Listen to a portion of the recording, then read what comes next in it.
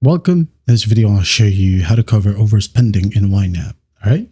So first up, you have here the cash versus credit overspending. So YNAB right here handles cash and credit overspending differently if you don't cover it immediately in the current month. Okay. So cash overspending right here, which got the red label. Okay. And the credit overspending will be yellow.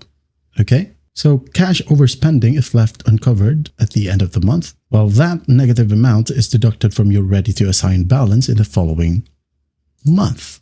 Okay. For credit overspending, if left uncovered, the debt simply rolls into your outstanding credit card balance, and you'll have to make a plan to pay it off in future months by assigning more money directly to the credit card payment category. As you can see here, when I go ahead and go to my plan right here, I have two overspent categories. Okay. I overspent $10 right here. And for self-storage, I overspent $40. So to fix this, all you need to do, for example, you have excess money for your account, you can just go ahead and assign. Okay. Let's say I'm going to go ahead and assign 20 right here and hit on enter. Now it will be good. Okay. I only have one problem here to fix. This one. As I only assigned 210 and the availability right here is that it says I overspent $40.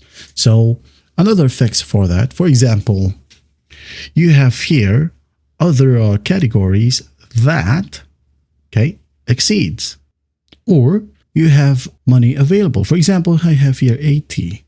Okay. So what I can do is just go ahead and click on it, and then I'm going to move it to my self-storage category right here. Click on it, move to, again, self-storage, like so, and just give 40. Okay, and once that's done, 40 right here, and the self-storage is now fixed.